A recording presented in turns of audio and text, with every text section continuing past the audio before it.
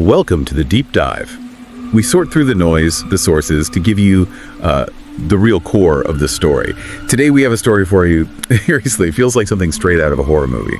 We're talking about an old wooden box, some really ominous photos, and this deeply disturbing film reel. It's a whole mystery that still has people scratching their heads. We're talking, of course, about the Bitterroot footage. Yeah, and it's interesting because the story isn't just about, what was found. It's also about us, about how much we're drawn to the unknown, how easily a really chilling story can just pull you right in. Okay, so let's get into it.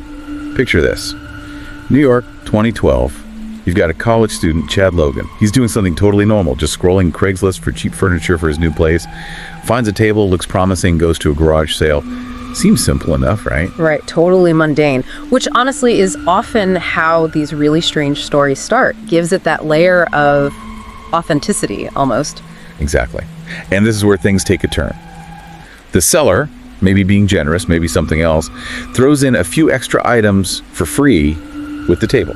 Yeah. And one of those items, an old wooden box, locked. Ah, the locked box. Yeah. Classic. Totally. So Chad's curious, obviously. He doesn't have a key. So he grabs a screwdriver, pries the thing open. But he said, the second it opened, he just got this wave of unease, a real chill, that gut feeling that something is just off. Mm-hmm. It's that primal urge, isn't it? You have to know what's inside. Even if part of you is screaming not to look, it's a perfect hook. And what was inside definitely didn't help that feeling. 3 old photos, really worn, each one showing this mysterious figure in a cloak. Then the 4th photo, maybe even creepier. It showed something, wrapped in white cloth, covered in chains under a table. And on the back of every single photo, just 2 words, Bitterroot. Bitterroot. See, that's such a great detail for a mystery like this. Vague, but specific enough to feel like a clue. Could be anything, a place, a name, some ritual thing. It just adds to the whole unsettling vibe. But the real find, the thing that kicks this whole thing into high gear, with an 8mm film reel. Chad's freaked out, but also, intrigued. He calls his friend Dario, who's a film student. Makes sense. They track down an 8mm projector, thread the film, and watch it. And what they saw was, deeply unsettling. The film they could watch was about 5 minutes long. Chad later said the original reel was maybe 12 minutes, but the rest was too damaged. And that missing footage, that just adds another layer, doesn't it? What was on those other 7 minutes? It makes your imagination run wild, often conjuring up things worse than what might have actually been there. It's a smart narrative trick, intentional or not. So the footage itself, it starts outside. Gritty, flickery 8mm look. Shows this building looks abandoned, derelict, you know the type. Then the cloaked figure from the photos appears. Just walks into the building, slowly, deliberately. And the person filming follows them inside.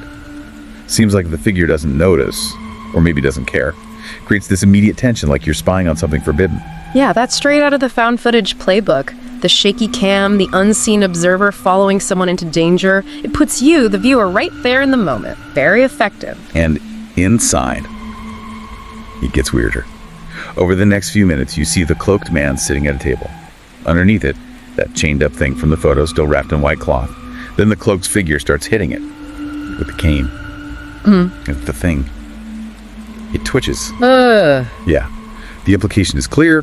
Whatever's under that cloth is alive. It's just bizarre. The whole scene feels like a nightmare. It's that combination of the mundane, a table, a cane, with the absolutely horrifying and unexplained. Our brains just don't know what to do with that. It's deeply disturbing because it defies easy explanation.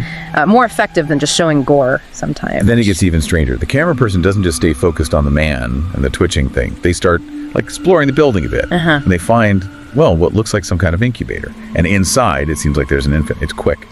Very disturbing. Raises a ton of questions. Right, just throws another completely baffling and horrifying element into the mix. What is this place? And boom, cut back outside the building. You see the cloaked man again. He walks into the woods nearby carrying something wrapped in white fabric. Same kind of wrapping. He just drops it. Yeah. Casually. And walks away. Just leaves it there. Yeah. So the camera person, being curious, maybe too curious, goes over to see what was dropped. They start peeling back the fabric, and it's a severed head. Wow. The film just cuts out right there. Yeah. You hear panic sounds like running, then nothing. End of reel.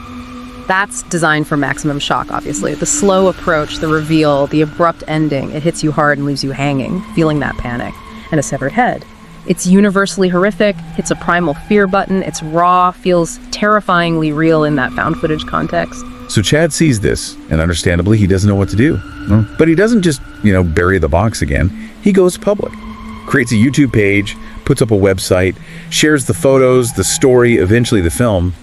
He's basically asking the internet, what is this? Help me figure it out.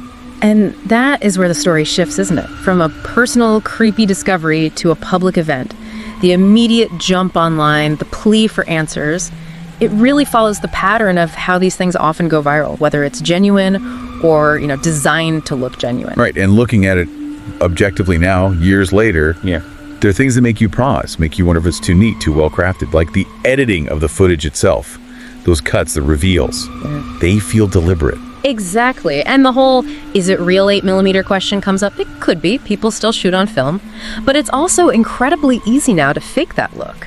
Digital filters can mimic the grain, the flicker, the light leaks. It's common practice online to make new videos look old and creepy. Processing real 8mm and getting it online quickly back in 2012.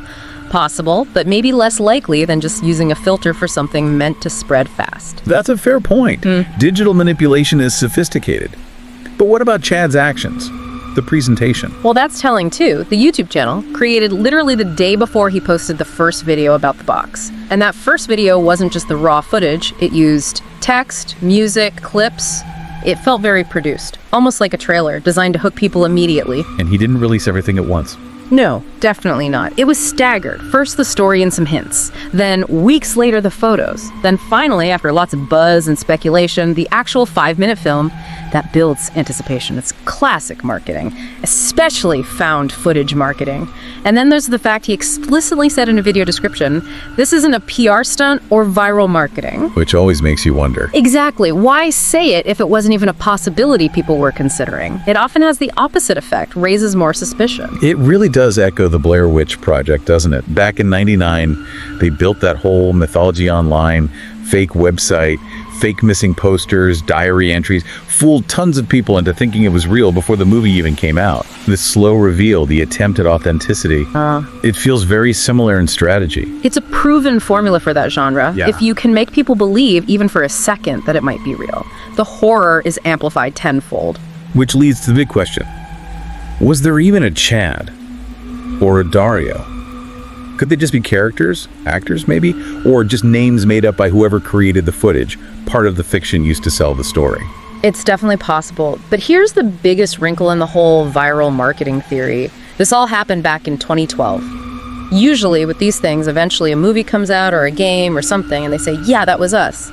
With Bitterroot, nothing. Crickets. No project ever claimed it. That is the sticking point, isn't it? If it was marketing, where's the product? Right. So the other theory is maybe it was a project, maybe an indie film or something similar that just fell apart. Maybe they ran out of money or had creative issues or just abandoned it.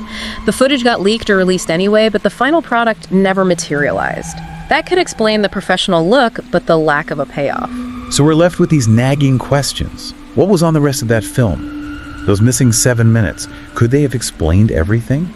Or just shown something worse? And the guy who sold the box, Chad said on the website he tracked him down, that updates were coming. But then, nothing. He just vanished from the story like smoke. In that unresolved nature, all those loose ends, that's why it sticks with you. Our brains want closure, and this story offers none. Whether it's real or fake, it's a masterclass in unsettling storytelling for the internet age. Absolutely. Even if you strongly suspect it's fake, it's still incredibly chilling footage. It gets under your skin. You watch it and you want to know the answer. Even if you suspect there isn't a real one, it's just a really effective, creepy enigma. And maybe that's the final thought for you listening right now. In this age of constant information, viral content, deepfakes, how do we tell the difference? How do we navigate between a truly compelling story and something that's actually verifiable? It's worth thinking about, you know? Next time something truly bizarre pops up online, ask yourself not just what it is, but how it's being presented and why it affects you the way it does. That's a great point. The Bitterroot footage, real or not, certainly reminds us how powerful a mysterious narrative can be. Well, that's our deep dive for today into this very unsettling corner of the internet. Thanks so much for tuning in. If you want more stories like this, more explorations into the strange and unexplained, please do like, share, and subscribe to HNet Horror Docs. It really helps us out. We'll catch you on the next deep dive. Goodbye for now.